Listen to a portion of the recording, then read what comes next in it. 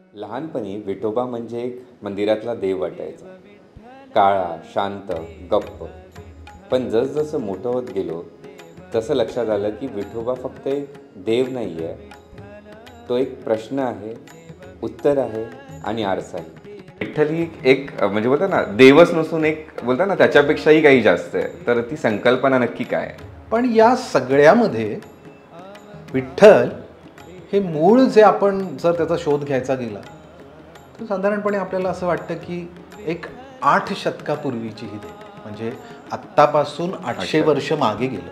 वेगवेगळ्या श्रद्धेय अशा ईश्वराच्या कल्पनांमध्ये त्याची मूर्ती ही निर्माण करणं. तर विठ्ठल लोकदेवता ते प्रमुख देवता, हा प्रवास कसा झाला? आषाढी एकादशीला ही महायात्रा आहे, पण वारी आणि एकादशीचं खूप त्यांचं जवळचं नातं आहे. आपण आता सध्या इंग्लिश डेटमध्ये आपल्याला तिथी माहीत नसतात, पण आपल्याकडे हिंदू धर्मामध्ये मात्र सगळे उत्सव, सगळ्या पूजा, व्रतवैकल्य या तिथीनुसार. हे तर आपण आजचं बोलतो की जे लोक सेल्फी काढतात आणि हे सगळं, बट हे जे 700-800 वर्ष बोलतो तर बऱ्याच राजसत्ता येऊन गेल्या. तर या सर्वांच्या कार्यकिर्दीमध्ये मग पुढे याचा कसा उदय झाला? त्याचा चतुर्वर्ग चिंतामणी नावाचा जो ग्रंथ आहे, तर त्या ग्रंथातला तीर्थखंड जो आहे तो तीर्थखंड आपल्याला मिळालेला नाही आहे. तुर्की लोकांनी, इस्लामी लोकांनी ज्या वेळेला हानी केली, पोचवली, त्यावेळेला प्रत्येक वेळेला एक मोठा गोष्ट घडली की लोकांनी आपापलं दैवत वाचवायचा प्रयत्न केला. आणि त्यामुळे संतांचं जे कार्य दिसतं आपल्याला ते अशा कालखंडात महाराष्ट्राची समाजाची नीतिमत्ता टिकवणं. सगळ्यात पहिल्यांदा म्हणजे आपल्याला हे लक्षात घेतलं पाहिजे की पांडुरंगाची मूर्ती ही वेगवेगळ्या वेळेला पंढरपूरच्या मंदिरांना हलवली आहे. म्हणजे तुकारामांचं म्हणायचं झालं तर सुंदर ते ध्यान उभे विठे खरं कटावरी ठेवून. त्या परमात्म्याला आम्ही एवढा लहान केला आहे की आम्ही त्याला लहान करून आम्ही त्याला मिठी मारतो, आम्ही त्याला त्याच्या पायावर डोकं ठेवतो, आम्ही त्याला वाटेल त्या नावाने हाक मारतो. लहानपणी विठोबा म्हणजे एक मंदिरातला देव वाटायचा. काळा, शांत, गप्प. पण जसजसं मोठं होत गेलो, तसं लक्षात आलं की विठोबा फक्त एक देव नाही आहे. तो एक प्रश्न आहे, उत्तर आहे आणि आरसाही. तर आज पहिल्यांदा मी मातृभाषेमध्ये हा पॉडकास्ट करणार आहे आणि आपल्यासोबत असणार आहेत रविराज परडकर. तर आज विठ्ठलाबद्दल, वारकरी संप्रदायाबद्दल, त्याच्यासाठी योगदान दिलेल्या संतांबद्दल आपण अजून जाणून घेणार आहोत. वयाच्या 16व्या वर्षापासून शिवचरित्र आणि इतिहास प्रसार कार्यासाठी महत्त्वपूर्ण योगदान. 1994 साली रायगडावर श्री शिवराजाभिषेक दिनोत्सवाची परंपरा त्यांनी निर्माण केली. 2006 साली माढा येथील पांडुरंगाच्या ऐतिहासिक आद्यमूर्तीचा विठ्ठल महोत्सव सुरू केला व 2015 पर्यंत या लोककार्याचे नेतृत्व केले. तर चला विठ्ठलाचे स्मरण करून या कार्यक्रमाला सुरुवात करूया.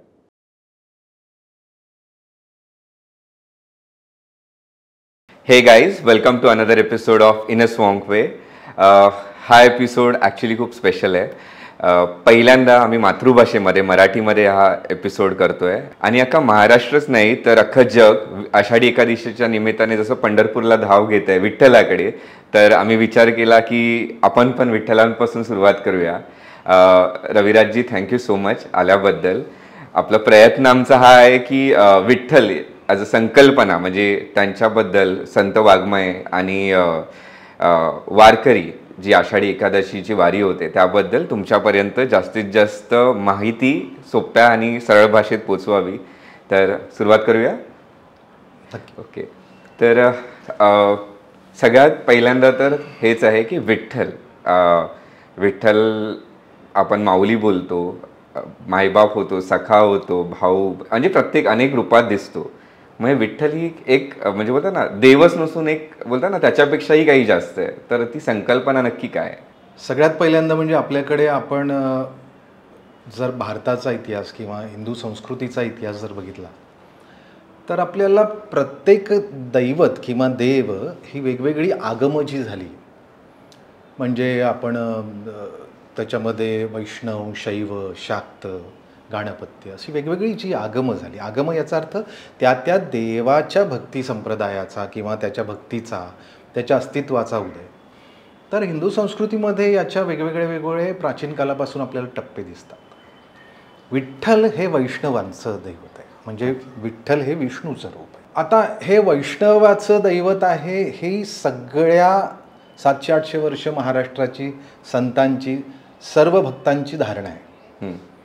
इतिहासकार म्हणून आम्ही त्यांच्याकडे बघताना त्याचे वेगवेगळे पुरावे, त्याचे लेख किंवा त्याचे दस्तावेज, रेफरन्समधनं त्याला कसं कसं आपल्याला शोधता येतं असं आम्ही इतिहासकार म्हणून बघतो. पण वारकरी संप्रदाय किंवा भक्ती संप्रदाय किंवा वैष्णवांचा संप्रदाय, त्यांच्यासाठी तो विठ्ठल आहे, तो देव आहे. ॲज यू सेड की तो सखा आहे, बाप आहे, माय बाप. पण या सगळ्यामध्ये विठ्ठल हे मूळ जे आपण जर त्याचा शोध घ्यायचा गेला तर साधारणपणे आपल्याला असं वाटतं की एक 8 शतकापूर्वीची ही देव, म्हणजे आत्तापासून 800 वर्ष मागे गेलं की त्याच्यानंतरच आपल्याला विठ्ठलाचा उगम दिसतो. तो फार प्राचीन नाही दिसत. आता हा विष्णूचं रूप आहे म्हणूनही आपल्याकडे सगळ्यांची मान्यता आहे. वैष्णव एक गोपाळ कृष्ण आहे किंबहुना, तो म्हणजे बाळकृष्ण आहे. तो आपल्या जे सगळ्यांचं जे लाडकं दैवत आहे कृष्णाचं सुद्धा गोपाळ कृष्ण, म्हणजे गोपवेशधारी हरी असं संतांनी बऱ्याच ठिकाणी वर्णन केलं त्याचं. तर बाळगोपाळ आहे तो, आणि गोपाळ असल्या कारणाने त्याचं जे रूप आहे ते लोकांना खूप असं मोहवणारं आहे, आवडतं आहे. त्या रूपामध्ये विठ्ठल प्रकट झालेला आहे. आपण त्याच्या रूपाच्या बाबतीत बोलू, पण विठ्ठल ही संकल्पना त्याच्या मुळाशी जर आपण गेलो तर मग बरेच वेगवेगळे वाद प्रवाद असे आपल्याला दिसतात. वेगवेगळ्या संशोधकांची वेगवेगळी मतं आहेत. काहींच्या मते तो मूळचा शैव आहे, म्हणजे ते शिवरूप आहे. काहींच्या मते ते वीरभद्र किंवा विठ्ठलेश्वर अशी वेगवेगळी नावं दिसतात. मुळात दक्षिण पंथात, म्हणजे आपण दक्षिण भारतातल्या जर देवतांचा जर अभ्यास केला तर जसं तिरुपती बालाजी जे आहे, व्यंकटेश बालाजी, तर ते रूप आणि विठ्ठल रूप हे दोन्हीही जवळजवळ सारखी रूप आहेत. म्हणजे दोन्हीही बाळ गोपाळाची आहेत, दोन्हीही श्रीकृष्णाचे अवतार आहेत. आणि दोघांचंही जर बघितलं तर त्यांचं त्या स्थानाशी महात्म्य आहे. म्हणजे जसं विठ्ठलाचं स्थान हे पंढरपूर आहे, तसं व्यंकटेश्वर बालाजीचं नाव तिरुपती आहे, तिरुमलई आहे. त्यामुळे विठ्ठल ही संकल्पना ज्यावेळेला आपण शोधायला जातो त्यावेळेला आपल्याला लक्षात येतं की हे वैष्णव आगमांचं आहे, वैष्णव प्रकटीकरणातनं आलेलं रूप आहे. आणि त्यामुळे त्याचे जे संबंध आहेत, त्याच्या ज्या कथा आहेत किंवा त्याच्या जे काही त्याच्याबद्दलचं व्हिज्युअलायझेशन आहे, ते व्हिज्युअलायझेशन हे विष्णूशी किंवा गोपाळकृष्णाशी केलेलं आहे. त्यामुळे एक नक्की आहे, म्हणजे याच्यामध्ये कितीही मतमतांतरं असली तरी देखील आज 800-850 वर्ष महाराष्ट्र त्या रूपाकडे बाळकृष्ण, त्यांचा आवडता गोपाळकृष्ण किंवा तो विष्णू या रूपातनं मानला जातो. अर्थात विष्णूच्या दशावतारात तो येत नाही किंवा आणि ते संत म्हणतात. म्हणजे विष्णूचे जे मान्य असलेले प्राचीन जे 24 अवतार एक्सटेंडेड आहेत, तर संतांच्या वाङ्मयामध्ये पण दिसतं हे 24 वेगळे, म्हणजे 24पेक्षा हा डिफर आहे. एका ठिकाणी संतांनी 25 हा 25 असं म्हटलं. तर हे 24 वेगळे किंवा हा 25 हे म्हणताना त्यांना त्या दशावतारातला त्या विष्णूच्या दशावतारापेक्षा हा भिन्न आहे किंवा त्या 24 अवतारांपेक्षा हा भिन्न आहे, हे सुद्धा संतांना त्याच्यातनं सजेस्ट करायचं. म्हणजे त्यामुळे ही भक्तीचा वेगळा, म्हणजे विष्णूच्या किंवा कृष्णाच्या भक्तीचं हे वेगळं असं रूप आपल्याला विठ्ठलाच्या भक्तीमध्ये किंवा विठ्ठल रूपात दिसतं. म्हणजे असं काही आहे का की म्हणजे त्यांनी मानलेलं आहे की म्हणजे मला जे रूप आवडतं, माझा विठ्ठल मला जसा दिसतो त्या रूपातलं माझं, म्हणजे बोलतो ना, माझं त्याच्याकडे बघण्याचं काय बोलतात, माझं बघण्याचं दृष्टिकोन तसा आहे की मला अशा रूपात दिसतो. बरोबर. आणि त्यामुळे आपल्याकडे मुळात मूर्तीशास्त्रामध्ये पण कसं आहे ना की आपल्याला जे निराकार परब्रह्म आहे किंवा ज्याला आपण म्हणूया की ते कवेत ईश्वर हा जर अनंत आहे, निराकार आहे, निर्गुण आहे, तर आपल्याकडे हिंदू धर्मामध्ये त्याला सगुण साकार अशा रूपात आपण त्याला पुजतो. वेगवेगळ्या श्रद्धेय अशा ईश्वराच्या कल्पनांमध्ये त्याची मूर्ती ही निर्माण करणं आणि त्याला साकार सगुण बनवणं आणि त्याच्याकडे आपले भाव प्रेरित करणं. म्हणजे त्या निगुणाला आपल्याला मिठी नाही मारता येत, त्या निराकाराला मिठी मारता येत नाही. पण मग त्याला आम्ही एवढा लहान केला, म्हणजे तुकारामांचा एक अभंगच आहे की त्याला लहान एवढा केला आहे आम्ही की आम्ही त्याला लहान करून आम्ही त्याला वाटेल त्या नावाने आम्ही त्याला हाक मारू शकतो. जे दिसतच नाही, जे परब्रह्म अनंत आहे, अख्ख्या सगळ्या ब्रह्मांडावर पसरलेला आहे, त्या परमात्म्याला आम्ही एवढा लहान केला आहे की आम्ही त्याला लहान करून आम्ही त्याला मिठी मारतो, आम्ही त्याला त्याच्या पायावर डोकं ठेवतो, आम्ही त्याला वाटेल त्या नावाने हाक मारतो. ही विठ्ठल भक्तीची त्याच्या ज्या जाणीव आहेत त्या अशा समृद्ध होत गेल्या. राईट. आणि तसं बघायला गेलं तर संत वाङ्मयामुळे विठ्ठलाच्या कीर्तीला किंवा त्याच्या महात्म्याला पुढे बोलतात ना सगळ्यांना माहीत पडत गेलं. राईट. तर विठ्ठल लोकदेवता ते प्रमुख देवता, हा प्रवास कसा झाला? खूप चांगला प्रश्न आहे. विठ्ठल ही लोकदेवता किंवा ते लोकदैवत आहे हे महत्त्वाचं आहे की मुळात त्याचा ज्यावेळेला आपण उगमाचा म्हणजे त्याच्या उन्नयाचा ज्यावेळेला आपण थोडासा ज्यावेळेला मागे मागे मागे मागे जायला लागतो अभ्यास करत, त्यावेळेला आपण ज्यावेळेला शोधतो त्यावेळेला आपल्याला असं लक्षात येतं की ही लोकदेवता आहे. आपल्याकडे असलेल्या एस्टॅब्लिश झालेल्या ज्या प्राचीन काळापासूनच्या देवता आहेत, मी म्हटलं मगाशी तशा वेगवेगळ्या आगमातून की बाबा सूर्याचं सौर असं जे आहे किंवा विष्णूचं वैष्णव आहे, शैव शंकराचं आहे, देवीचं शाक्त आहे, गणपतीचं गणपत्य आहे. तर असे जे वेगवेगळी आगमं आली, आता ही आगमं यांचा कुठेतरी त्याचा प्राचीन परंपरांशी किंवा त्या पुराणांशी आपल्याला संबंध दिसतो. आपल्या महाभारत, रामायण, वेदकालीन वगैरे अशा सगळ्या गोष्टींमध्ये यांचा एक रेफरन्स मिळतो. पण विठ्ठलाचा असा रेफरन्स मिळत नाही. तर विठ्ठल याचा अर्थ तो भरपूर आधी हजारो वर्ष मागे असं जात नाही. वारकऱ्यांच्या धारणा आहेत की तो अनादी कालापासून आहे, तो त्यांचा भक्तिभाव आहे आणि तो योग्यही आहे कारण शेवटी ते ईश्वराचं रूप आहे. पण मूर्तिशास्त्रांचा किंवा विठ्ठल या देवतेचा इतिहास आम्ही ज्यावेळेला शोधतो त्यावेळेला तो लोकदैवत सापडतो. लोकदैवत याचा अर्थ तो मुळात आधी त्याचं जर आपण रूप बघितलं तर तो शस्त्रविहीन आहे, त्याच्या हातात काही शस्त्र नाही. बरोबर. त्याने कमरेवर हात धरलेत, विटेवर उभा आहे आणि त्याचं जे रूप आहे ते 2 हातांचं साधं माणसाचं रूप.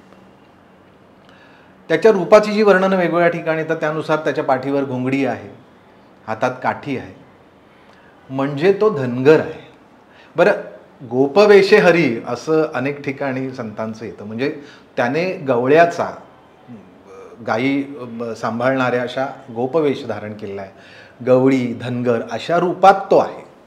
म्हणजे याचा अर्थ तो या समाजाचा आहे. आता आपण थोडा कारण एक आपल्याला लक्षात घेतलं पाहिजे इतिहासाचा अभ्यास करताना किंवा धर्मशास्त्राचा अभ्यास करताना, धर्मशास्त्रातील संकल्पनांचा जो विकास असतो, डेव्हलपमेंट असते, कुठलंही त्याची जी तत्व, त्याचे जे बिलीफ्स असे जे सगळे वाढत जातात, तो जसा मूर्तिशास्त्राचा किंवा देवाचा अभ्यास असतो विकासाचा त्या दैवताचा, तसा तो त्यावेळच्या समाजाचा सुद्धा असतो. अच्छा.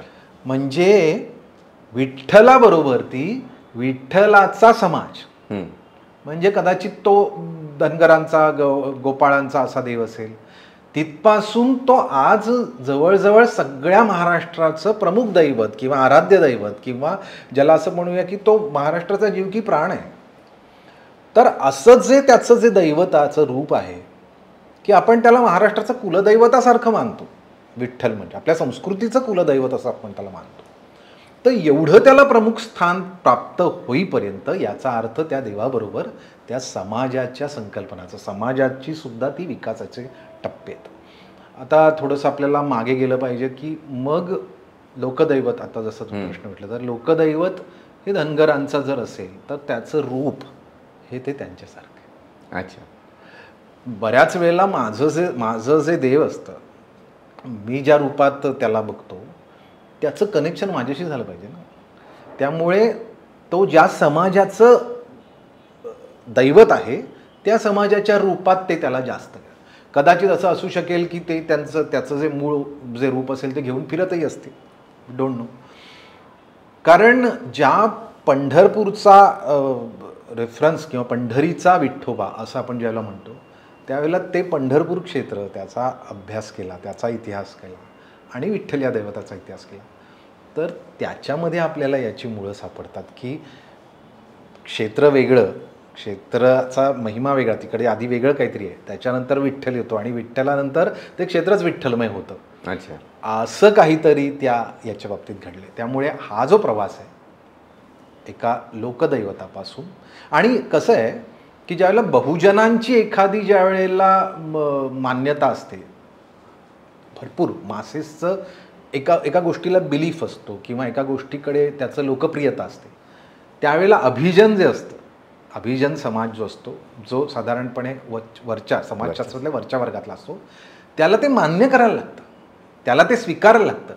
आणि मग ती देवता ही मूळ देवतेत आणण्यासाठी म्हणून मग त्यांना पुराण कथांचा निर्माण करायला लागतो. मग त्याला कुठेतरी रेफरन्समध्ये, मग कदाचित तो लोकदैवत असेल, पण मग त्याला विष्णुरूप कृष्णरूप देऊन त्याला मुख्य प्रवाहात आणलेलं पण असेल. त्यामुळे आणि हे टप्पे दिसतात आपल्याला. अच्छा, तर मग हे जे पंढरपूरची जी वारी आहे ते नक्की सुरुवात कधी झाली आणि त्याच्या मागचं वैशिष्ट्य काय? आता मी म्हटलं त्याप्रमाणे की काही वारकऱ्यांच्या श्रद्धा आहेत. पंढरीची वारी ही खूप प्राचीन असं त्यांचं म्हणणं आहे. मी म्हटलं त्याप्रमाणे त्यांच्या श्रद्धा या आपल्याला सामाजिक शास्त्राच्या दृष्टिकोनातून खूप महत्त्वाच्या. इतिहासाच्या ह्याच्यामध्ये आपण वेगळ्या अर्थाने अभ्यास करतो. त्यांचं असं म्हणणं आहे की पहिली वारी शंकरांनी केली. अच्छा, म्हणजे शिवाने केली असं वारकऱ्यांचं म्हणणं आहे. म्हणजे विठ्ठलाला शिव भेटायला आला. आता इतिहासाच्या ह्याच्यात बघायला गेलं तर मुळात ते क्षेत्र काय आहे, पंढरपूर, किंवा त्याचं मुळात पंढरपूर हे नावच काय आहे दाखवतो. तर तिथे पहिल्यांदा आपल्याला पुंडलिक येतो किंवा पुंडरीक. आता पुंडरीक किंवा पुंडलिक ही भक्त संकल्पना आहे. म्हणजे भक्त पुंडलिकासाठी परब्रह्म आले ही श्रद्धा आहे. ती सगळ्या संतांच्या ह्याच्यामध्ये, अभंगांमध्ये, ओव्यांमध्ये सगळीकडे पुंडलिका भेटी आले परब्रह्म असं आहे. त्यामुळे भक्त पुंडलिकासाठी परब्रह्म प्रकटलं ही मान्यता ही जवळजवळ 800-900 वर्ष कायम आहे. ती वेगवेगळ्या टप्प्यातही कायम. पण इतिहासाच्या दृष्टिकोनातनं विचार केला तर तो पुंडलिक हा पुंडरीक आहे का किंवा पुंडरिकेश्वर आहे का, म्हणजे तो शिव आहे का? कारण त्या क्षेत्राचं नाव जे आता आपण होयसाळ राजा सोमेश्वर त्याचा लेख आहे, आता त्या शिलालेखामध्ये पंढरगे असं या गावाचं नाव आहे. पंढरगे हा कानडी शब्द आहे. म्हणजे कानडी नाव पहिल्यांदा दिसतं. पुढे ज्यावेळेला ज्ञानेश्वर म्हणतात की कानडाऊ विठ्ठल कर्नाटकू, त्याचा अर्थ विठ्ठल हा कानडी आहे किंवा ते क्षेत्र कानडी आहे किंवा कन्नड अशा याच्यातनं त्याचा उगम झाला आहे, असं पण एक आपल्याला त्याचा दृष्टिक्षेप टाकता येतो. पण पंढरीगे हा जो शब्द आहे हा पंढरीगेचं पांडुरंग हे त्याचं सांस्कृतिकरण आहे. म्हणजे त्या कन्नड भाषेला संस्कृतचे रूप दिले त्याच्यात ते पांडुरंग होतं. पण मग पांडुरंग हे विठ्ठलाचं नाव आपल्याला आत्ता माहिती आहे, पण मुळात ते त्या क्षेत्राचं नाव आहे. अच्छा, म्हणजे पंढरगे या क्षेत्राचं नाव पांडुरंग आहे. आता याचं तुम्हाला एक उदाहरण देतो मी की नामदेवांनी वाराणसी आणि पंढरी यांची तुलना केलेला अभंग आहे. तर त्याच्यात त्यांनी स्पष्ट असं म्हटलेलं आहे की वाराणसीला जशी गंगा वाहते तशी पांडुरंगाला चंद्रभागा वाहते. म्हणजे पांडुरंग इथे क्षेत्रनाम होतं आणि त्या क्षेत्राचंच नाव त्या देवतेला पुढे रूढ झालेलं असाही आपल्याला त्याचा प्रवास दिसतो. तसं विठ्ठलाचं पांडुरंग हे नाव म्हणजे विठ्ठल हे खरं तर त्याचं नाव, पण आणि विठ्ठल या नावामध्ये विठ्ठू, विष्णूचा अपभ्रंश विठ्ठू असं एका ठिकाणी आहे. त्या जर विठ्ठल देवतेच्या बाबतीत बघितलं तर पांडुरंग हे नाव हे त्या क्षेत्राच्या देवाला मिळालं आणि ते तसं आपल्याकडे बऱ्याच वेळेला होतं. म्हणजे तुम्ही जर व्यंकटेश हे जर बघितलं तर व्यंगड हे ते क्षेत्राचं नाव आहे किंवा तिरुमलाई हे क्षेत्राचं नाव आहे. त्यामुळे तिरुमलईचा तिरुपती झाला किंवा व्यंगडेचा व्यंकटेश झाला तर त्या क्षेत्राचंच नाव त्या देवतेला मिळतं. तसं पंढरगेचा पांडुरंग झाला. पण आत्ताही जर चंद्रभागेच्या पात्रामध्ये अगदी तटावरती पुंडलिकाचं मंदिर आणि आपल्याकडे वारकऱ्यांची काय किंवा सगळ्या वैष्णवांची काय मान्यता आहे की पहिल्यांदा पुंडलिकाचं दर्शन घ्यायचं आणि नंतरच पांडुरंगाचं दर्शन, म्हणजे चंद्रभागा स्नान, पुंडलिकाचं दर्शन आणि नंतर मग पांडुरंगाचं दर्शन. हा जो प्रवास आहे वारीचा काय किंबहुना पंढरपुरात जातानाचा आपण जे एक नियम मानतो, तर त्याच्यातला जो पुंडलिक येतो, पुंडलिक तिथे जर तुम्ही आजही मंदिर बघितलं किंवा याच्या आधी वेगवेगळ्या लोकांनी त्याची जी ऑब्झर्वेशन्स ठेवलेली आहेत त्याच्यातही ते शिवलिंग आहे. अच्छा. म्हणजे तिकडे पुंडलिकाची कुठली मूर्ती नाही आहे किंवा ते समाधी शिळा वगैरे असं नाही आहे. तिथे मोठ्या आकाराचं शिवलिंग आहे आणि त्या शिवलिंगावरती मुखवटा ठेवलेला आहे पितळेचा. म्हणजे ते शिवलिंग असल्या कारणाने ते लिंग हे पुंडरीक आहे किंवा शिव हाच पुंडलिक आहे असा देखील एक अभ्यासाचा टप्पा आहे. म्हणजे त्यामुळे ते मुळात क्षेत्र पंढरपूर हे मुळात शिवाचं क्षेत्र होतं, जिथे विठ्ठल आल्यानंतर ते अख्खं क्षेत्रच विठ्ठलमय झालं आणि मग त्या पुंडरिकेश्वरला किंवा त्या पुंडरिकाला किंवा त्या शिवाला, त्या लिंगाला सुद्धा त्या विठ्ठलाच्या कथांमध्ये आपण घेतलं आणि त्या सगळ्या पुढच्या महात्म्यामध्ये भक्त पुंडलिक ही प्रसिद्ध जी कथा आहे तर ती त्याच्यामध्ये उदयाला आली. हे सगळं इतिहासाच्या बाबतीत आपण वेगवेगळ्या पुराव्यांनी दाखवतो, साधनांच्या बाबतीत. वारकऱ्यांच्या दृष्टिकोनातून किंवा सगळ्या संत वाङ्मयाच्या दृष्टिकोनातून बघितलं तर त्यांच्यासाठी शिव आणि हरी, म्हणजे हरी आणि हर याचं ते ऐक्यरूप आहे विठ्ठल. त्यामुळे त्यांच्या किंवा कितीतरी अभंगांमध्ये असं आलेलं आहे की विठ्ठलाच्या मस्तकी त्यांनी शंकराला धारण केलं. अच्छा. म्हणजे आपण मित्र एखादा भेटला, त्या दोघांचं सख्य आहे हरिहराचं, म्हणजे शैव आणि वैष्णव. आपल्याला दिसतं की वैष्णव आणि शैवांची भांडणं वगैरे अशी पण काही काही ठिकाणी आपल्याला दिसतात, पण असं नाही आहे. इथे हे हरी आणि हराचं ऐक्य रूप आहे.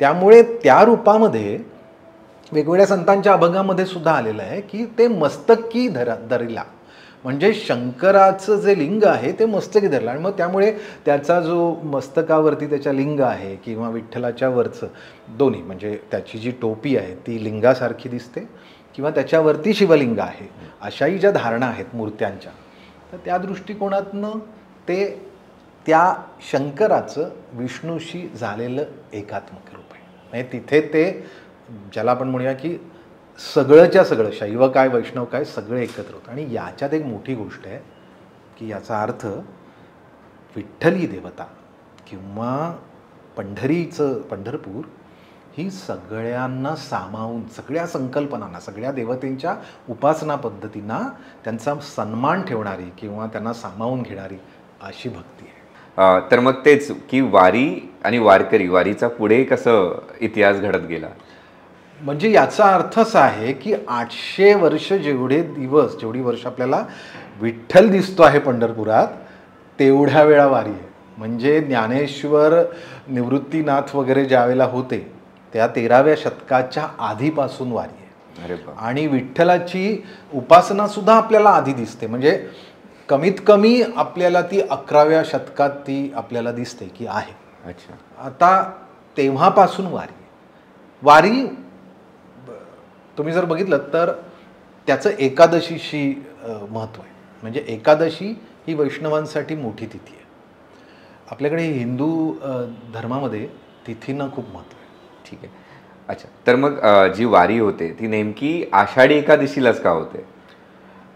आषाढी एकादशीला ही महायात्रा आहे, पण वारी आणि एकादशीचं खूप त्याचं जवळचं नातं आहे.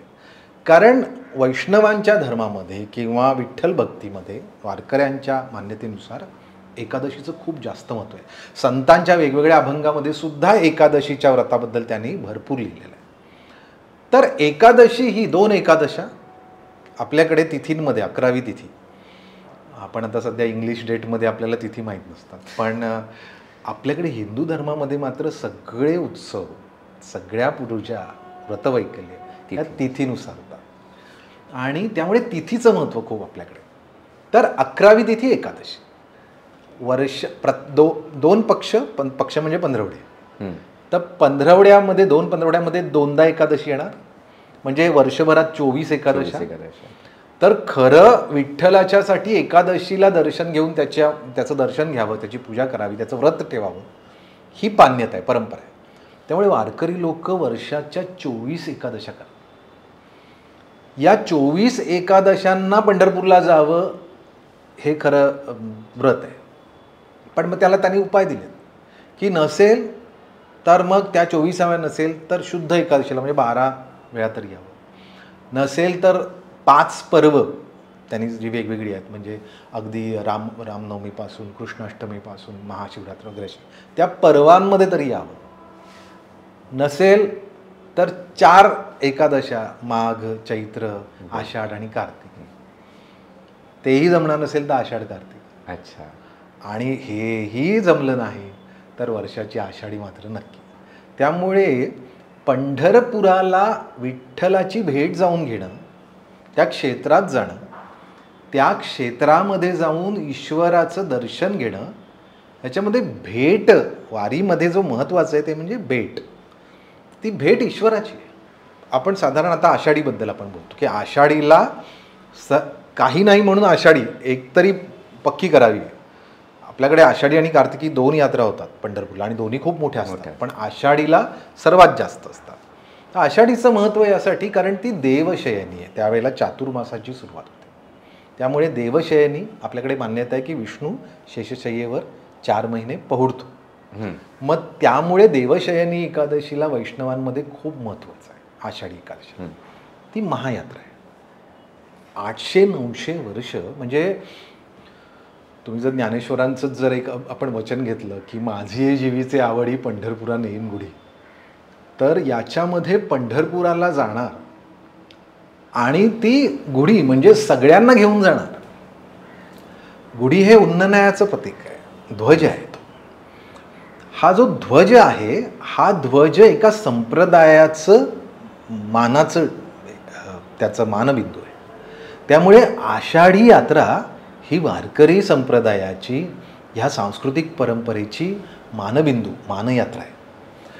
त्या यात्रेला, आणि ते ज्ञानेश्वरांच्या आधीपासून, म्हणजे ज्ञानेश्वरांच्या आईवडिलांचं नाव सुद्धा विठ्ठलपंत आणि रुक्मिणी देवी आहे. अच्छा. त्यामुळे त्यांच्या जी नाममुद्रा येते त्यांच्या सगळ्या अभंगांमध्ये किंवा त्यांच्या ओव्यांमध्ये, ती बाप रखुमा देवीवरू येते. त्यातला बाप रखुमा देवीवरू हा जसा पांडुरंग रुक्मिणी किंवा विठ्ठल रुक्मिणी आहे, तसं ते स्वतःच्या आईवडिलांच्या बाबत आहे.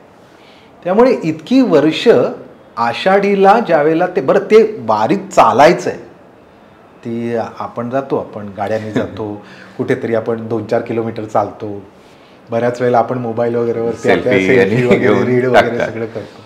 हे या काळानुसार या पिढीचं जे आहे ते चालायचं. वारकऱ्यांच्यामध्ये नाही, वारकऱ्यांच्यामध्ये हे व्रत आहे. अच्छा. आणि ते व्रत पदयात्रेचं व्रत. त्यामुळे त्या पदयात्रेमध्ये पावित्र्य, स्वतःच्या अंगाचं पावित्र्य जोपासायचं, म्हणजे तुमचं मन, शरीर सगळं पवित्र असलं पाहिजे, कारण तुम्ही पावित्र्याला तुम्ही भेट देणार आहात. त्यामुळे विठ्ठल हा त्या पावित्र्याचा सोहळा आहे. म्हणजे आपण आता तुम्ही जर आषाढीचं बघितलं तर पहा ना, आता शेतकरी हा साधारणपणे आदिम काळापासून समाज जास्तीत जास्त शेती हा मुख्य व्यवसाय आपल्या भारताच्या इतिहासात पण दिसतो, महाराष्ट्रात. तर ही शेतीची जी वेळ आहे त्याची पेरणी झालेली आहे. आता पाऊस पडतोय, आता ते रूपं वाढून थोडंसं वरती येईपर्यंत आता काही काम नाही, वेळ आहे. मग त्या वेळात काम केल्यानंतर त्या वेळामध्ये आपण जाऊन ईश्वराला जाऊन भेटून यायचं. त्यामुळे आषाढीचं जे पर्व आहे ते काम बाजूला ठेवून नाही आहे, पहिलं काम पूर्ण केल्यानंतर हा. त्यामुळे पोटोबाची व्यवस्था आधी केली, आणि ती पोटोबा समाजाचा आहे की तो शेतकरी समाजासाठी पिकवतो. ते पीक त्यांनी पेरलं आहे, आता ते उगवेल, त्याच्या आधी परमेश्वराला जाऊन भेटणे. त्यामुळे ही पायी चालण्याची आहे. आणि ते सगळं पायी चालताना जी येणारे जे काही शरीराचे त्रास आहेत, चालायचं आहे, तर ते सगळे आपल्याला जाणवू नयेत म्हणून मग त्याचं भजन, कीर्तन, नाम, गजर ह्या सगळ्यांनी ती नटलेली आहे की या सगळ्यामुळे ईश्वराचा, हरिनामाचा जो त्यांच्या मनावरती किंवा शरीराच्या सगळ्या कष्टांवरती ते कष्टच जाणवत नाही. त्यामुळे ही जी वारी आहे त्या वारीचा प्रत्येक गावांमध्ये वेगवेगळ्या ठिकाणी ती थांबते. तुम्ही जर बघितलं तर त्या त्या गावाला ज्या तिथीला वारी येणार आहे, म्हणजे देहूकडून किंवा आळंदीकडून, तर त्या त्या गावी त्या त्या तिथीला जिथे ती मुक्काम करणार आहे, माऊलीची पालखी म्हणा किंवा महाराजांची पालखी म्हणा, तुकाराम महाराजांची, तर या दोन्हीही मुक्कामाच्या, प्रत्येक दिवसाच्या मुक्कामाच्या ज्या ज्या गावी थांबतात तिकडे देखील तो सोहळा असतो, उत्सव असतो. पंचक्रोशीतली सगळे गाव येतात. म्हणजे तुम्ही जर पडाव बघितलेत वाऱ्यांचे, तर हे जे आपल्याला दिसतं वैभव, मला असं वाटतं की समाजाच्या अत्यंत पावित्र्याचं हे वैभव आहे, की महाराष्ट्रातली नीतिमत्ता विठ्ठल भक्तीमध्ये रंगताना ती किती पवित्र होते. तो सगळा समाज चालतो, एकवटतो, आपापल्या घरातनं बाहेर येतो, तो सगळेजण बाहेर येऊन एक होतात.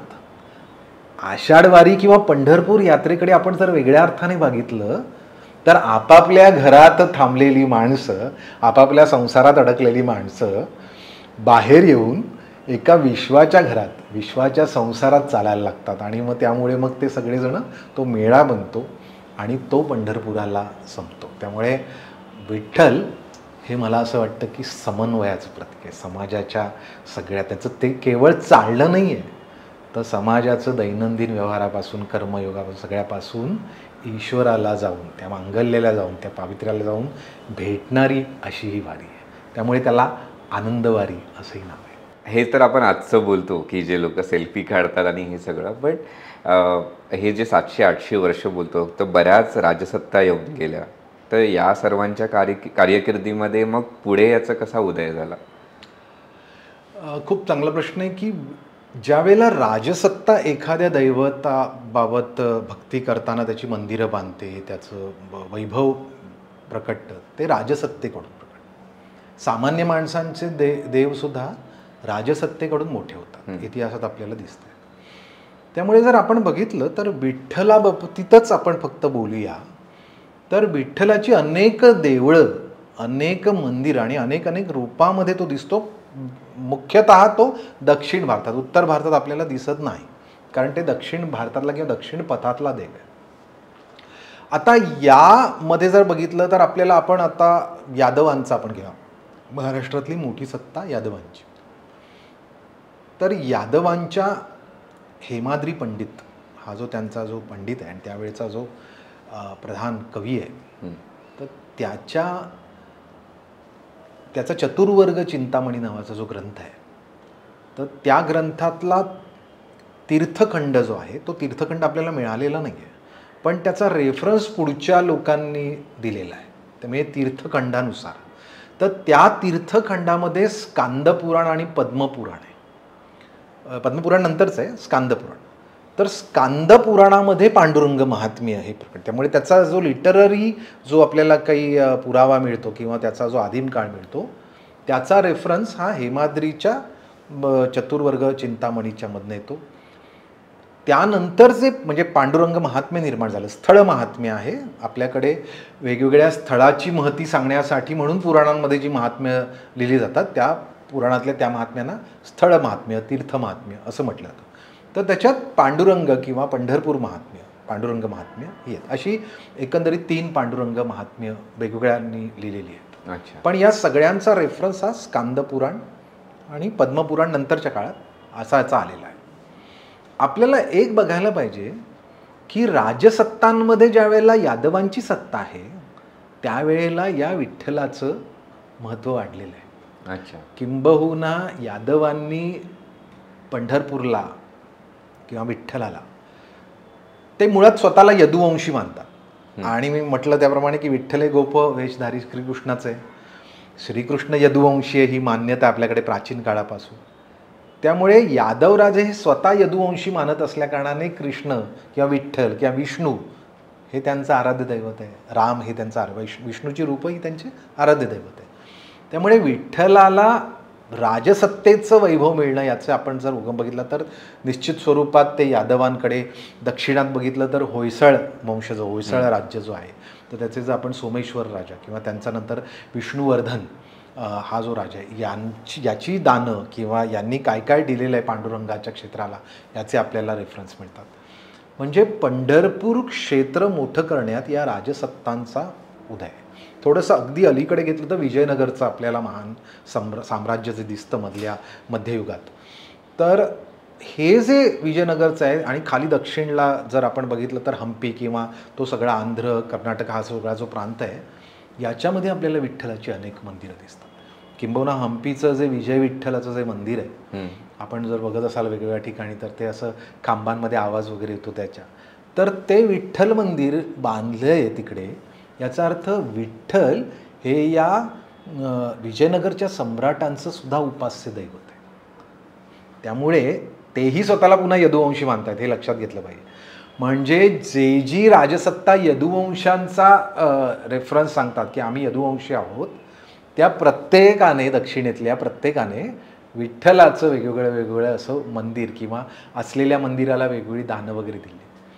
पण हा सगळा काळ जो आहे, या काळामध्ये एक महत्त्वाची गोष्ट आहे. म्हणजे आपण जर ज्ञानेश्वरांचा समाधीचा काळ जर बघितला 13व्या शतकाचा अंताला, ज्या वेळेला ते समाप्त होत असताना महाराष्ट्रावरती ज्या वेळेला अल्लाउद्दीन खिलजीचं आक्रमण आलं या देवगिरीला, त्यामुळे यादवांची सत्ता ही ज्या वेळेला उद्ध्वस्त झाली किंवा संपली आणि त्याच्यानंतर महाराष्ट्रामध्ये जे रणकंदन झालं ते तुर्की आक्रमकांचं किंवा इस्लामी आक्रमकांचं झालं.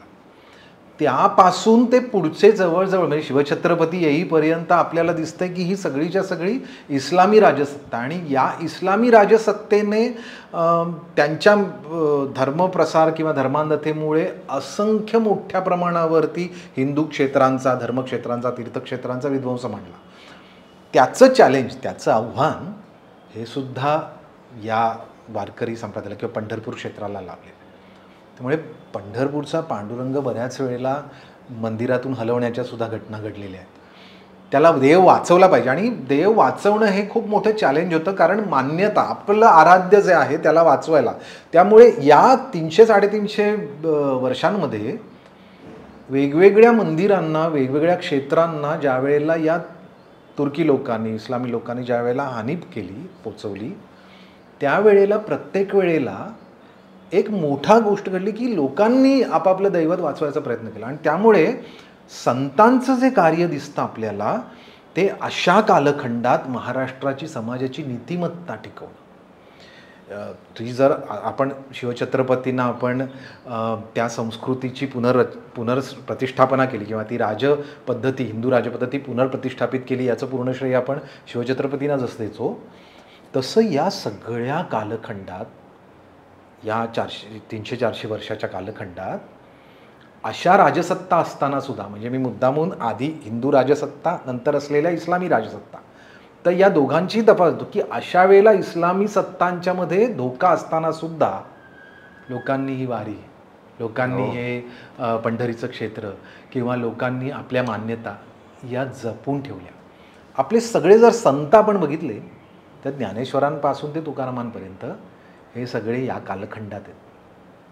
ज्ञानेश्वरांचा थोडा कालखंड हा यादवांच्या वेळेला पण आहे, पण तरीसुद्धा मुख्यत्वे सगळ्या संतांचा जर आपण प्रवास बघितला तर तो या कालखंडात आहे. याचा अर्थ असा आहे की या संतांनी विठ्ठल भक्तीतून, संत वाङ्मयातून, अभंगातून समाजाचं अधःपतन थांबून धरलं, रोखून धरलं, त्याची नीतिमत्ता ढासळू धरली नाही.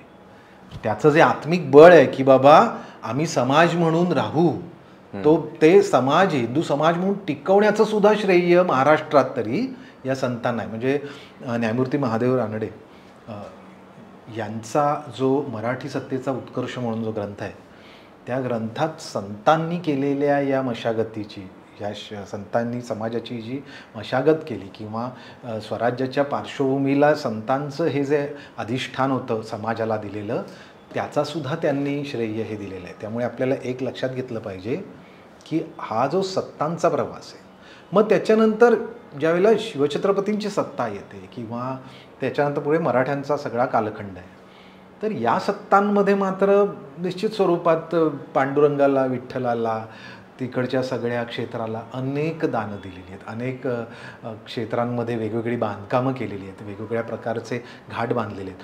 म्हणजे आपण अहिल्यादेवी होळकरांचे सगळ्या भारतभर जे घाट बघतो, तसेच पंढरपूरला त्यांनी वाडे बांधले आहेत, घाट बांधले आहेत. बाजीराव पेशव्यांनी पंढरपूरच्या मंदिराच्या आतमध्ये अनेक बांधकाम केलेलं आहे थोरल्या बाजीराव पेशव्यांनी. त्यामुळे सत्तांच्या काळात पंढरपूर क्षेत्राचा वैभव हे उदयाला, तुर्की कालखंडात किंवा इस्लामिस्ताच्या काळात थोडी चॅलेंजेस, आव्हानात्मक स्थिती होती. पण या सगळ्यामध्ये टिकवून ठेवण्याचं महाराष्ट्र टिकून ठेवण्याचं काम हे संतांनी केलं. आणि महाराष्ट्राची संस्कृती आणि संत हे बोलतात ना, वेगळे नाही करू शकत. एक झाले संस्कृत किंवा आपल्या महाराष्ट्रीयन संस्कृतीचा गाभाच संतांचं. आपलं जे लिटरेचर आहे, आय थिंक त्याच्यामुळेच एवढं जास्त प्रसिद्धपणे आणि रिच शब्द वापरला. आपलं साहित्य, लिटरेचर, मराठी साहित्याची जी मोठी जी वैभव संपन्न परंपरा आहे, त्याचं जे मूळ आहे किंवा त्याचा जो गाभा आहे त्या साहित्य निर्मितीचा, त्याचं जे श्रीमंती आहे ती सुद्धा संतांची आहे. तर मगाशी जे तुम्ही सांगत होता की आपलं हे जे सगळे साम्राज्य आहेत त्यावेळेला बऱ्याच वेळेला अशा गोष्टी होत्या की विठोबाची, विठ्ठलाची मूर्ती जपणं हे एक मोठं चॅलेंज होतं, राईट? मग ते म्हणजे जी आता मूळ जी मूर्ती आहे ती आता नक्की खूप सारे बोलतात ना त्याच्यावरती पण ओपिनियन आहेत की नक्की खरी आहे, नाही आहे, काय आहे. तर त्याच्या मागचा काय इतिहास आहे? सगळ्यात पहिल्यांदा म्हणजे आपल्याला हे लक्षात घेतलं पाहिजे की पांडुरंगाची मूर्ती ही वेगवेगळ्या वेळेला पंढरपूरच्या मंदिरांना हलवली आहे. अच्छा. म्हणजे काही काही वेळेला त्याच क्षेत्रामध्ये लपवलेली आहे, काही काही वेळेला आजूबाजूच्या गावांमध्ये गेलेली. कारण काय होतं? आक्रमण. म्हणजे पण अजून एक मला सांगायचं आहे की विजयनगरच्या राजाने मात्र तिकडे आपला पांडुरंग आहे म्हणून भानुदास म्हणजे एकनाथांचे पूर्वज, तर त्या भानुदासांनी जाऊन विजयनगरच्या सम्राटाकडून विठ्ठल आपल्या पिशवीतनं घालून आणला, जोडीतनं घालून आणला, अशी ही वारकऱ्यांची मान्यता आहे. म्हणजे विजयनगरच्या सम्राटाने कधी विठ्ठलाला तिथे नेलं होतं का, हा एक प्रश्नार्थ प्रश्न आहे. म्हणजे तो एक हिंदू राजाच्या बाबतीत आहे की विजयनगरच्या सम्राटाने मंदिर विठ्ठलाचं मोठं बांधलं असेल, त्याच्यामध्ये पंढरीचा पांडुरंग नेला होता का. पण याची आपल्याला ऐतिहासिकदृष्ट्याचे पुरावे मिळत नाही. विजयनगरला वेगळं विठ्ठलेश्वर वगैरे मंदिर आहे, पण आपल्याकडे पंढरपूरचा पांडुरंग इस्लामी कालखंडात ज्या ज्या वेळेला आक्रमणं झाली त्या वेळेला वाचवलेला आहे. त्यामुळे तो हलवलेला आहे, आजूबाजूच्या गावांमध्ये हलवलेला आहे. एक मोठं उदाहरण देतो की अफजल खानाची स्वारी ज्या वेळेला झाली शिवाजी महाराजांच्या वेळेला, त्यावेळेला तुळजापूरला पहिल्यांदा जाऊन त्याने भवानीचं मंदिराला तोशीस दिली. त्याच्यानंतर तो पंढरपुराच्या बाजूने गेला. त्यावेळेला पंढरपूरच्या पांडुरंगाला तोशीस लागू नये, त्या अफजल खानाने त्याला धोका पोचवू नये, त्याचं मंदिर उद्ध्वस्त करू नये किंवा पांडुरंग वाचवावा म्हणून महाजी निंबाळकर जे तिकडे सोलापूरच्या प्रांतात म्हणजे माढा वगैरे या प्रांतातले ते मोगली सुभेदार, तर त्यांनी मोगली सरदारांनी पण ते मराठी आहेत, त्या निंबाळकरांचं शिवाजी महाराजांच्या सईबाई निंबाळकर ज्या त्यांच्या पत्नी होत्या त्यांच्याशी नातं पण आहे. तर त्या महाजी निंबाळकरांनी पंढरीचा पांडुरंग पुजाऱ्यासकट माढ्याला नेऊन ठेवला अशी सुद्धा एक नोंद मिळते. म्हणजे माढा हे गाव जे आत्ता आहे सोलापूर जिल्ह्यातलं, तर त्या गावी जे पंढरपूरपासून एक अंतरावर आहे, 54-60 किलोमीटरवर आहे, तर त्या ठिकाणी मंदिरात विठ्ठल मूर्ती गेली होती आणि नंतर ती पुन्हा आली असेल. पण एक वैशिष्ट्य म्हणजे त्या ठिकाणी सुद्धा माढ्याला सुद्धा एक विठ्ठल मंदिर महाजी निंबाळकरांनी बांधलेलं आहे, मंदिर बांधलं आहे प्रॉपर, आणि त्या मंदिराच्या मध्ये सुद्धा पांडुरंगाची मूर्ती आहे. वैशिष्ट्य म्हणजे वेगवेगळ्या कालखंडात ज्या वेळेला मूर्ती हलवली त्याच्यापैकी ही मूर्ती जी हलवली आहे त्याला अजून एक वेगळा इतिहास आहे की ती मूर्ती आज भारतात एकमेव अशी मूर्ती आहे जी मूळ मूर्तीची लक्षणं दाखवते किंवा मूळ मूर्तीमध्ये त्याचं जे वर्णन आहे ते वर्णन त्या माढ्याच्या विठ्ठलामध्ये सांगते. मूळ मूर्ती म्हणजे जे हे लक्षण आहे ते आणि बाकीच्या मूर्ती आहे त्याच्यामध्ये काय डिफरन्स आहे का? आपल्याला एक सर्वसामान्य लोकांना माहिती आहे की विठ्ठल म्हणजे विटेवर उभा असणार, कमरेवरती हात, किंवा विटेवरी उभा कटीवर हात कटीवर कर, हेच त्याचं अनेकांनी वर्णन केलं आणि मुख्यत्वे ते त्याचं पहिलं लक्षण आहे. पण स्कांद पुराण जे पंढरी महात्म्य ज्याचा आद्य येतं त्याच्या वर्णनाचा जो रेफरन्स येतो त्याच्यामध्ये मूर्तीची लक्षणं सांगितली. आता पहा, मी इथेच आधी नमूद करतो की इतिहासकारांचा किंवा संशोधकांचा अभ्यास जो चाललेला असतो तो कुठल्याही साधनांचा मार्गे चालला असतो. शिलालेख, मूर्ती, वस्तू, वास्तू, लिटरेचर, दस्तावेज याच्यातनं इतिहासकार शोध असतात. समाज किंवा भक्तांचा संप्रदाय वगैरे असा जो समाज आहे तो या सगळ्या गोष्टींच्याशी निगडीत नसतो. त्यामुळे वारकऱ्यांच्या मते विठ्ठलाच्या मूर्तीची काय लक्षण आहे तर तो विटेवर उभा आहे, कटावर हात आहे, हेच त्यांचं आहे. अच्छा. पण वेगवेगळ्या वेळेला ठिकाणी या मूर्तीची लक्षणे सांगितली. त्याच्यात मूळ जे स्कांदपुराण आणि त्याच्यानंतर आलेलं पद्मपुराण या दोघांमध्ये पांडुरंग महात्म्यामध्ये त्या मूर्तीची लक्षणं सांगितली. तर त्याच्यामध्ये एक जे सगळ्यात मोठं लक्षण आहे जे अनेक संतांच्या मध्ये पण आलेलं आहे अभंगात, ते म्हणजे ही मूर्ती बाळगोपाळाची आहे आणि ती दिगंबर म्हणजे वस्त्रविहीन आहे, त्याच्या अंगावर काही वस्त्र नाही. अच्छा. दिगंबर आहे. लहान मूल जसं असतं धनगराचं तसं आहे ते. त्यामुळे ते वस्त्रही नाही, दिगंबर आहे. आणि दिगंबर मूर्ती हे अनेकांनी म्हणजे ज्ञानेश्वरांपासून एकनाथांपासून ते तुकारामांपर्यंत सगळ्यांच्या अभंगांमध्ये ती मूर्ती दिगंबर आहे असे. पण असं असताना सुद्धा भावविश्वामध्ये कासे पितांबर किंवा त्याचा शेला बांधलेला आहे, पितांबर नटला आहे, असं ते भावविठ्ठल आहे. पण विठ्ठलाच्या लक्षणामध्ये ती बाळगोपाळाची मूर्ती आहे म्हणजे 5 वर्षाच्या मुलाची आहे. गोपाळ म्हणजे धनगरासारखी आहे, गवडीसारखी आहे. बाळ असं रूप आहे तिचं, गोंडस रूप आहे. दिगंबर आहे, अंगावर वस्त्र नाही आहे. त्याने घोंगडी पाठी घेतलेली आहे. आता घोंगडी हे धनगराचं किंवा गोळ्यांचं लक्षण आहे. गोयष्टी म्हणजे गोवळ काठी, त्या धनगरांच्या मुलांच्याकडे जशी काठी असते गुरु हाकायला तशी त्याने काठी घेतलेली आहे. म्हणजे गोयष्टी आहे, गोवळ काठी आहे, दिगंबर आहे, पंचवर्षीय बाळगोपाळ आहे. त्याचं सगळ्यात मोठं जे वैशिष्ट्य आहे की जे स्कंदपुराण आणि मध्ये येतं ते म्हणजे या मूर्तीच्या वक्षस्थळावरती एक लेख लिहिला आहे.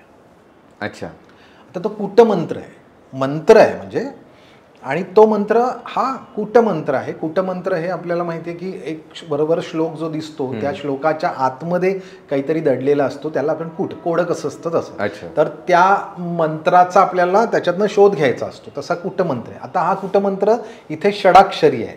तो षडाक्षरी मंत्र काय आहे तर ते जर तुम्ही बघितलं आणि त्याचं जे स्कंदपुराण करत्यांनी त्याचा जो श्लोक दिला आहे तर तो श्लोक काय आहे की श्री स्पर्शाद्यम सत्यनामाद्यम षण्षटु सदीर्घकम षण्षट दिनियंत्यम संसारमतम विदुर्बुधा. आता हा जो श्लोक आहे या श्लोकाचा अर्थ म्हणजे श्री जे श्रीकार आहे, स्पर्शाद्यम, सत्यनामाद्यम म्हणजे स्पर्शवर्ण जो आहे त्याच्यातला आद्यवर्ण म्हणजे क, मग त्याचा जो सत्यनामाद्यम म्हणजे त्याचं ऋत हे सत्य अर्थाचं नाम आहे त्याच्यामुळे ऋ. तर असं सगळीची फोड केल्यानंतर आपल्याला षडाक्षरी मंत्र मिळतो श्रीकृष्णाय नमः. हो, म्हणजे पुन्हा ते कृष्णाचंच रूप आहे हे पण त्याच्यात अधोरेखित आहे. तर त्याच्या वक्षस्थळावरती मंत्र कोरलेला आहे आणि त्यांनी हातामध्ये पद्म आणि शंख धरलेला आहे. गोयष्टी म्हणजे गोवळकाठी, पद्म आणि शंख जे विष्णूचं प्रतीक आहे ते घेतलेलं आहे. कट्टीवर हात आहेत, विटेवर उभा आहे, समचरण उभा आहे म्हणजे समोर अगदी दोघांमध्ये सारखं अंतर ठेवून अशी पावलं आहेत त्याची. ही सगळी अभंगांमध्ये आणि त्या मूळ स्कांदपुराणामध्ये येणाऱ्या अशी लक्षणं आहेत. आता ही आज भारतामध्ये कुठल्याही विठ्ठल मूर्तीत दिसत नाही. म्हणजे पंढरीच्या पांडुरंगामध्ये ते भावार्थाने इथे हे आहे, इथे हे आहे असं सांगतात, पण रूढार्थाने ते दृश्य स्वरूपात आपल्याला तसंच्या तसं काही ना काही कमी दिसतं. पण ही सगळीच्या सगळी लक्षणं दिसणारी मूर्ती ही माड्यात आहे. आता प्रश्न असा पडतो अभ्यासकांचा, राची ढेऱ्यांचं विठ्ठल महासमन्वय नावाचं एक अप्रतिम पुस्तक आहे. त्यांचे ते विठ्ठलाच्या त्या संप्रदायाचं किंवा संत वाङ्मयाचे अभ्यासक म्हणून, संस्कृतीचे अभ्यासक म्हणून राची ढेऱ्यांचं साहित्य आपण वाचलं पाहिजे. तर त्याच्यामध्ये त्यांनी अनेक दिले पाहिजे. म्हणजे गह खरे काय, राची ढेरे काय, किंवा त्याच्या आधी पांडुरंग महात्मे श्रीधर स्वामी नाझरेकरांनी लिहिले आहे. या सगळ्या जर आपण हे पुरावे म्हणून जर बघितले, पंढरी महात्म्य वगैरे वाचलं तर आपल्याला ही लक्षणं दिसतात. आता मी म्हटलं त्याप्रमाणे ही लक्षणं माढ्याच्या विठ्ठलाच्या मूर्तीमध्ये दिसतात. पण निंबाळकरांनी ते मंदिर बांधलं आहे याचा गर्भपट्टीवर शिलालेख आहे, राव महाजी निंबाळकर शरण पांडुरंग चरणी. याचा अर्थ ते मंदिर निंबाळकरांनी बांधलंय, महाजी निंबाळकरांनी, आतमध्ये विठ्ठलाची मूर्ती आहे. मग ती तिकडे कधी गेली होती का, तर ती निश्चित स्वरूपात. आता ही आद्य मूर्ती आहे का, मूळ मूर्ती आहे का, असं आपल्याला नाही म्हणता येणार. कारण ही घटना जी आहे ती 17व्या शतकातली, शिवाजी महाराजांच्या वेळची म्हटल्यानंतर ह्याच्या आधीपासूनची जी मूर्ती आहे ती काही वेगळी आहे का, हीच आहे का, ही त्याचं स्मृती मंदिर म्हणजे विठ्ठल तिकडे गेली होती मूर्ती म्हणून निंबाळकरांनी त्याचं स्मरण म्हणून काही मंदिर बांधले आणि त्याच्यात ती प्रतिकृती आहे का, मग त्या आधी कुठली तरी ती मूर्ती होती ओरिजिनल, त्याची जशीच्या तशी मूर्तीची रेप्लिका बनवली आहे का, असे असंख्य प्रश्न हे येतात. पण आज मितीला ही आद्यमूर्तीची लक्षणं दाखवणारी मूर्ती ती माड्यातल्यासारखी दिसते. पण तिथेही त्याचा ही उत्सव आत्ता अलीकडे चालू आहे. ह्या सगळ्या गोष्टीमध्ये एक महत्त्वाचं आपल्याला बघायला पाहिजे की विठ्ठलाची जी मूर्ती आहे त्या मूर्ती म्हणजे ती आली त्यावेळेला ती वेगळी होती का, ती जशीच्या अशी होती का, याचा संबंध भक्तांशी काही नसतो. त्यांच्यासाठी पंढरपूर हे क्षेत्र, तीर्थ आणि त्यामध्ये असलेला विठ्ठल हे त्या पंढरपूरचं दैवत, हा जो आहे हा भावबंध अतिशय महत्त्वाचा आहे. त्यामुळे लक्षणांपेक्षाही अधिक, मूर्ती लक्षणापेक्षाही अधिक संतांच्या मनातली जी मूर्ती आहे, त्यांच्या अभंगातली जी मूर्ती आहे, एक महत्त्वाचा अभंगाचा विषय म्हणून सांगतो की ही जी माड्यातली लक्षणं जी आहेत ती सावता माळ्याच्या अभंगामध्ये जशीच्या तशी म्हटलेली आहेत. म्हणजे त्याचा अभंग असा आहे की विठ्ठलाचे रूप अतर्क्य विशाळ, हृदय कमळ मंत्रसिद्ध. म्हणजे त्याने इतकं स्पष्ट लिहिलं आहे जे इतरांच्या अभंगांमध्ये तेवढं प्रॉमिनंटली येत नाही. दिगंबर मूर्ती, साजिरी गोजिरी, पायी कडे वाळे मनगटी, या सगळ्यामध्ये त्यांनी इतकं बारीक केलं आहे की हाती शंख चक्र, पद्मकळी मोख अंगुलित, मोख याचा अर्थ देठ, म्हणजे कळी आहे ती पद्माची, ते फुललेलं कमळ नाही आहे तर कळी आहे आणि त्याचा देठ जो आहे तो वळून त्यांनी हातात पकडलेला आहे. इतकं बारीक. आणि हे असोच्च असं वर्णन अगदी माड्याचं जर तुम्ही मूर्ती बघितलं तर एका हातात शंख आहे, दुसऱ्या हातात कळी आहे आणि तिचा असा देठ असा फिरून हातात घेतलेला आहे. गोवळ काठी, या बाजूला एक अख्खीच्या अख्खी काठी त्या ह्याच्यात आहे. इतक्या गोष्टी त्या मूर्तीमध्ये ज्यावेळेला दिसतात त्यावेळेला आपल्याला त्याच्यात जर ती प्रतिकृती असली तरी देखील ती प्रतिकृतीचं आपल्याला वैशिष्ट्य मानावं लागतं. त्यामुळे विठ्ठलाची जी लक्षणं आहेत विठ्ठलाच्या मूर्तीची, ती संतांच्यासाठी किंवा त्यांच्या भक्तासाठी नाही, ते क्षेत्र महत्त्वाचं आहे. ज्याला मिठी मारायची आहे, ज्याच्या पायावरती डोकं ठेवायचं आहे, तो कटेवर हात घेऊन ते परब्रह्म उभं आहे. आणि सगळ्यांच्या नजरेमध्ये ते तसंच आलं आहे. म्हणजे तुकारामांचं म्हणायचं झालं तर सुंदर ते ध्यान उभे विठे खरं कटावरी ठेवून या, तर मकर कुंडले, तुळशी माळा वगैरे ही जी त्यांची जी सगळी प्रतीकं आहेत ते त्यांच्या मनातलं त्याचं जे भक्तीचं रूप आहे. मला असं वाटतं की विठ्ठलाच्या मूर्तीच्या अभ्यासामध्ये आपण त्याचा इतिहासकार म्हणून वेगवेगळ्या प्रकारे लोक संशोधक अभ्यास करतील, पण जोपर्यंत समाजाच्या मनाचा अभ्यास, त्या लोकांच्या श्रद्धांचा, त्या सगळ्या संप्रदायाच्या श्रद्धास्थानांचा, नीतीचा, प्रतीकांचा, त्यांनी मानलेल्या तत्वांचा जर आपण अभ्यास केला तरच मला असं वाटतं की त्या एकंदरीतच भक्तीचा अभ्यास होईल. आणि त्यानुसार आपल्याला संत वाङ्मयाकडे किंवा संतांच्याकडे, ज्ञानेश्वरांपासून तुकारामांपर्यंत चालत आलेल्या या सगळ्या भव्य परंपरेकडे, त्या दृष्टिकोनातून विठ्ठलाचं रूप आपण बघितलं पाहिजे. अच्छा, मग आत्ताची जी मूर्ती आहे पंढरपूरमधली, मग त्याचं काय वैशिष्ट्य आहे? ते आहे म्हणजे त्याच्या दोन्ही विटेवर पाय आहेत, हातावर त्याचे कटीवर हात आहेत, मस्तकी शिवलिंग धारण केलं, म्हणजे ती उभी जी आपल्याला दिसते ती त्याच्या हातावरती शिवलिंग असंही म्हणणं आहे. त्याच्या छातीवरती मंत्र नसेल, ती मूर्ती ही वेगवेगळ्या वेळेला बदलली जाऊ शकते. कधी कधी आपल्याला एक लक्षात येतं, आता एक साधं उदाहरण देतो तुम्हाला. सोमनाथ हे शिवलिंग हे किती वेळा भंग पावलं, जेवढ्या वेळा त्या महमुदाने आक्रमणं केली, गव्हाणाने आक्रमण इतक्या वेळा त्या सोमनाथावर, काशी विश्वेश्वरावरती औरंगजेबाने वगैरे ही सगळी आक्रमणं जर बघितली तर ते मंदिर तोडणं किंवा ती मूर्ती भंगणं हे वारंवार झाले. पण तिकडे लोकांनी पुन्हा पुन्हा मूर्त्या बसवल्या, ते शिवलिंग पुन्हा पुन्हा लोकांनी तिकडे प्रतिष्ठापित केले. त्यामुळे लोकांसाठी ते क्षेत्र महत्त्वाचं आहे. तसं विठ्ठलाची जी आत्ताची मूर्ती आहे ती पण कुठल्या तरी कालखंडात बदललेली असू शकते. तिच्यामध्ये आत्ता ती सगळी मूर्तीची लक्षणं आहेत नाही आहेत हा भाविकांसाठी प्रश्नच नाही आहे. तो त्या क्षेत्रात उभा आहे. एक साधं उदाहरण देतो. 1873चा एक रेफरन्स आहे की तिथे त्या मूर्तीच्या वरती कुणीतरी जो गेलेला आहे दर्शनाला त्याने धोंडा मारला. अच्छा. तर त्याचा पाय दुखावला विठ्ठलाचा.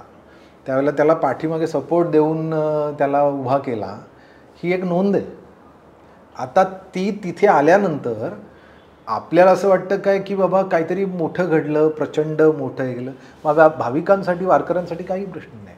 त्यांच्यासाठी एवढं आहे की पायाला धरून मिठी नाही मारायची, आता पायावरती डोकं ठेवायचं. पाय दुखावला ना परमेश्वराचा. एक इंटरेस्टिंग गोष्ट याच्यात आपल्याला एक लक्षात घेतली पाहिजे की आत्ता या क्षणाला तुमच्या मनात, माझ्या मनात, अजून कोणाच्याही मनात, महाराष्ट्रातल्या कोणाच्याही घरात जी पांडुरंगाची मूर्ती आपल्याला आपण डोळ्यासमोर आणतो, दिसते, ती आत्ता विद्यमान पंढरपुरातली आहे ना. विद्यमान पंढरपुरातली जी पांडुरंगाची मूर्ती विटेवर उभी आहे तीच आपल्या मनात आहे. त्यामुळे ती कुठे कुठे अख्ख्या दक्षिण भारतभर वेगवेगळ्या रूपात असेल, काही काही ठिकाणी चतुर्भुज पण आहे पांडुरंग लेण्यांमध्ये वगैरे, तर ती कुठल्याही रूपात असू दे, आपल्यासाठी त्याने पितांबर नेसलाय नाही नेसलाय, गोपवेशी धारण आहे नाही नाही, त्याने हातात काठी धरली आहे नाही धरली, विटेवर चरण आहे समचरण आणि कटीवर हात आहेत विठोबा. आणि तो विठोबा मी म्हटलं त्याप्रमाणे की तो भावविश्व आहे. संतांच्या अभंगांचं, संतांच्या वाङ्मयाचं, लोकांच्या मनातलं परमेश्वराचं भावविश्व. आम्हाला तो परब्रह्म त्या विटेवरती उभा आहे, हे त्याचं सोपं आहे. ओके. आणि अजून एक आउट ऑफ क्युरिओसिटी, जसं आपण आता इथे पण बघतोय विठोबा रुक्मिणी एकत्र नेहमी आपल्याला बघायला मिळतात, पण जे ॲक्च्युअल मंदिर आहे तिथे फक्त विठोबा असतो, विठ्ठल असतो. त्याच्यामागे काय? खूप इंटरेस्टिंग क्वेश्चन आहे. त्याच्यामध्ये काही मी काही अशा ऐकलेल्या आहेत की त्यांचं भांडण झालंय किंवा काही असं. आपल्याकडे असे रुसवे फुगवे परमेश्वराला सुद्धा बांधलेले, म्हणजे ते कथांमध्ये दिसतात.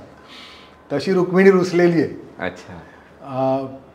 राधेबरोबर कृष्ण हा, म्हणजे जरी तो द्वारकेचा राणा म्हणून द्वारकेत स्थिरावला तरी सुद्धा त्याच्या हृदयातली राधा काही जात नाही. त्याचं प्रेम जे आहे ते राधेवर आहे. रुक्मिणी ही त्याची पत्नी आहे, पण त्याचं प्रेम राधेवरच अधिक आहे. तर त्या रेफरन्समध्ये ती रुसून सरळ दिंडीरवनात, दिंडीरवन म्हणजे चिंचेचं बन. अच्छा. आता पंढरपुराचं क्षेत्रामधलं जे वैशिष्ट्य आहे त्याचं एक दिंडीरवनाचं रेफ, म्हणजे हे दिंडीरवन क्षेत्र आहे, चिंचेचं बन आहे. तर तशा त्या दिंडीरवनात ती जाऊन स्थिरावली आणि मग तिला शोधत पांडुरंग म्हणजे कृष्ण निघाला आणि आला आणि तो तिकडे स्थिरावला. पण वैशिष्ट्य काय आहे की तो कुठे स्थिरावला, तर जिथे पुंडलिकाने वीट टाकली तिथे तो स्थिरावला. म्हणजे रुक्मिणीच्या खरं तर शोधात निघाला होता की काय, पण तो तिथे येऊन थांबला आणि पुंडलिंगाने त्याला विटेवर उभा केला. कथांमधलं जे आपल्याला सार दिसतं त्यानुसार रुक्मिणी रुसली, ती बाजूला आहे आणि विठ्ठल हा एकटा उभा आहे.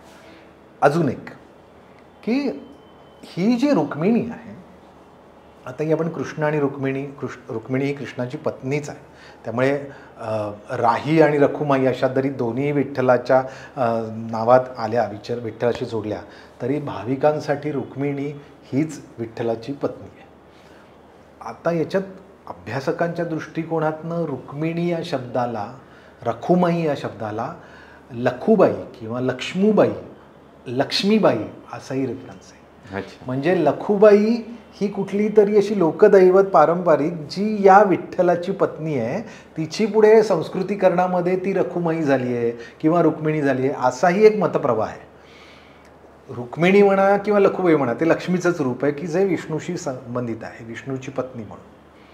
आज रखुमाईचं मंदिर वेगळं आहे, विठ्ठलाचं वेगळं आहे. याचं कारण याच्या कथा की पुंडलिकाने माता पित्यांची सेवा करण्यासाठी तो त्यांच्या आश्रम, इथे महत्त्वाचं लक्षात आपल्याला घेतलं पाहिजे की संत परंपरेची कथा समाजाचं नीतिमान दाखवते की परमेश्वरापेक्षा अधिक माता पित्यांची सेवा आहे.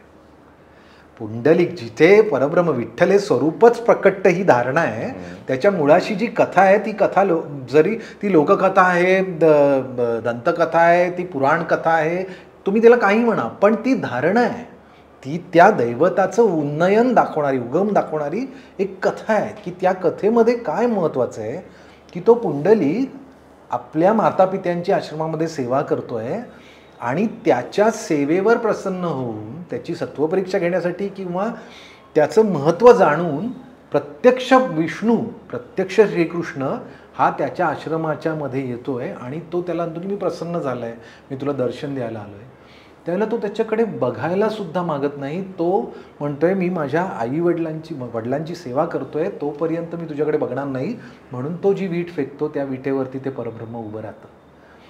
तो पुंडलिक डिस्टन्सला आहे, पांडुरंग अजूनही त्याची आणि पर्यायाने भक्तांची वाट बघतोय. त्यामुळे भक्तांची वाट बघणारा परमेश्वर विटेवर उभा आहे.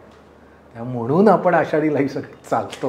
संतांच्या मध्ये ही भेटीचा जो आहे त्याच्यामध्ये वाट बघणं, मग भक्ताला सुद्धा भगवंताची वाट बघणं आहे आणि भगवंत सुद्धा भक्ताची वाट बघतोय, असा एक खूप चांगला भावबंध हा या निमित्त. भेटी लागे जीवा लागलीसे असं, पाहे रात्रंदिवस वाट तुझी, हे तुकारामांचं जे आहे ते भावविश्व त्याचं आहे. तुकारामांचा जसं आपण उल्लेख करतोय तर संत ज्ञानेश्वर पासून तुकाराम, संत तुकाराम ऑलमोस्ट 400-450 वर्षाचा कालावधी. मग त्यांचं योगदान काय आणि डिफरन्स काय होता म्हणजे त्यावेळेच्या विचारसरणीमध्ये आणि तुकारामांच्या विचारसरणीमध्ये? एक किती अभंगातला शब्दच आपण जर घ्यायचा तर ज्ञानदेवे रचिला पाया तुका झालासे कळस.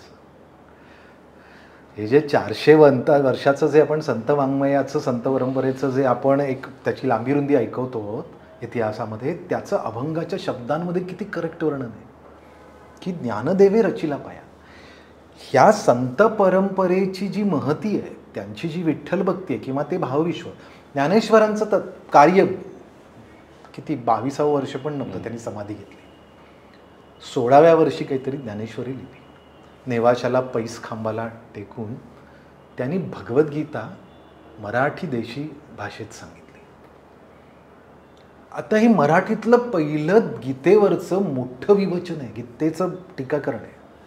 त्यामुळे भगवद्गीता ही हिंदू संस्कृतीची, भारताची, भारतभूमीची तत्त्वज्ञानाची महागंगा आहे.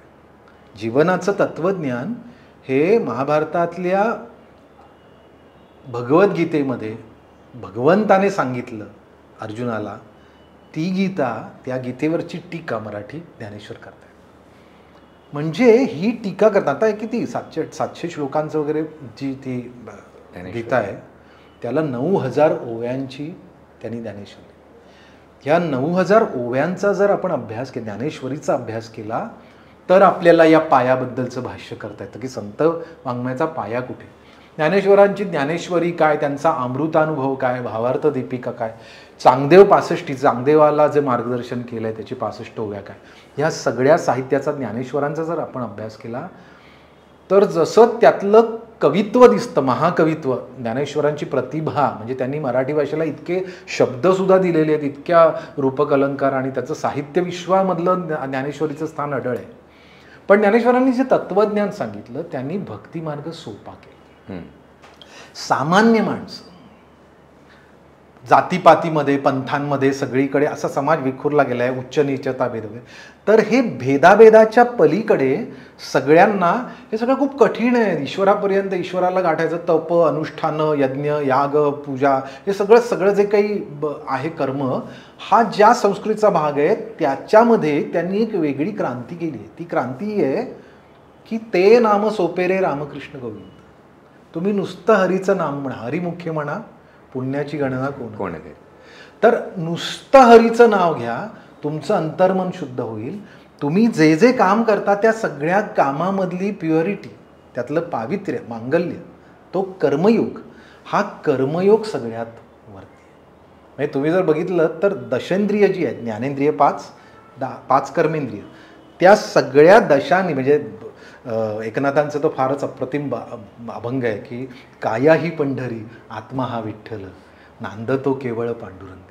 आता याच्यामध्ये की दश इंद्रियांचा एकमेळा केला म्हणजे तुमचं शरीर विठ्ठलमय, शरीराला जे काम करण्यासाठी जे शरीर आहे ती सगळी कामं ही ईश्वराची कामं आहेत. त्यामुळे तुमची ती कामं सत्कर्मी रती वाढ, सत्कर्माने व्हायला पाहिजे. पसायदान हे ज्ञानेश्वरीच्या शेवटी येतं. हो.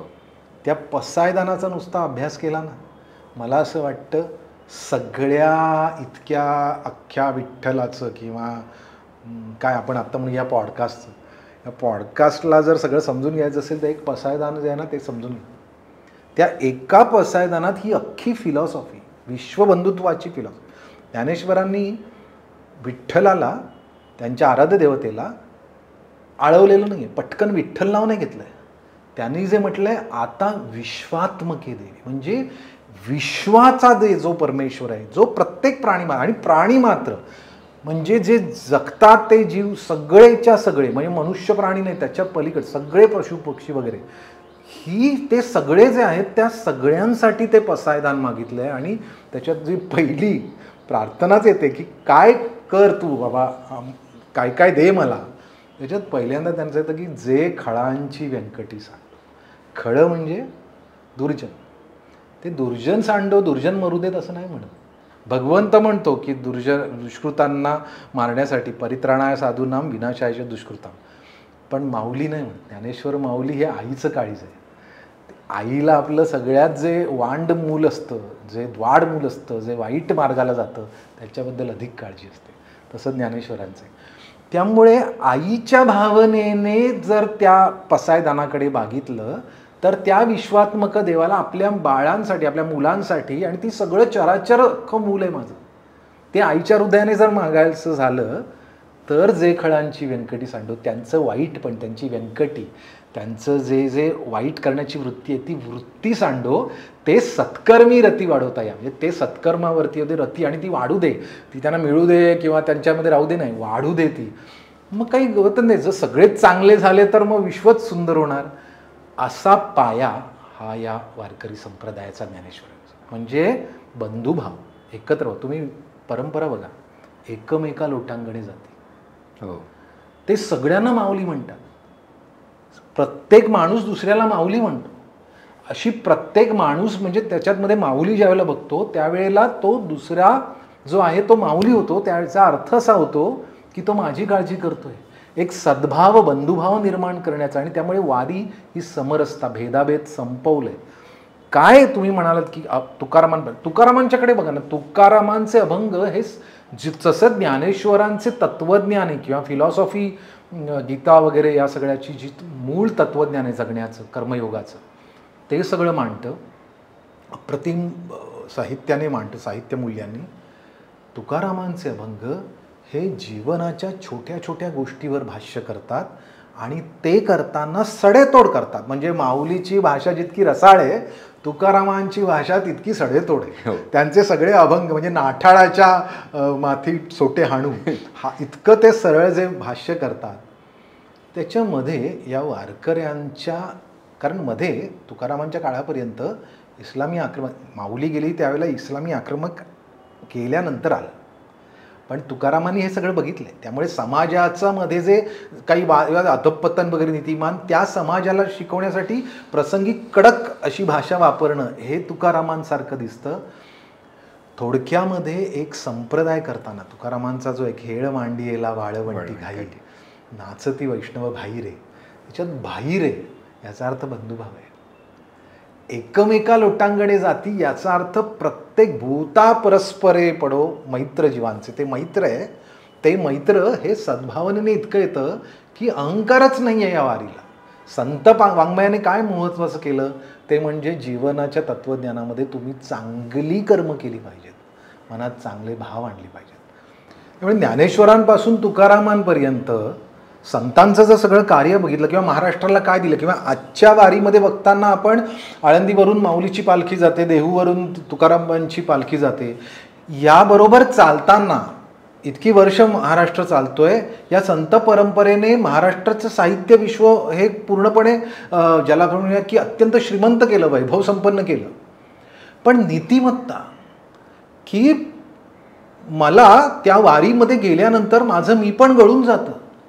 चोखोबासारख्या एका अत्यंत अंत्यजाची, तळागाळातल्या माणसाची, समाजातल्या जर स्तरांमध्ये बघितलं सगळ्यात साधा, अत्यंत तळातला माणूस आहे, त्याची बायकोसुद्धा, म्हणजे तो त्याचे अभंग, चोखोबांचे अभंग तर अप्रतिमच आहेत, पण त्यांची बायको सोयराबाई महारी, तिचा अभंग पहा ना, की अवघा रंग एक झाला, रंगी रंगला श्रीरंग.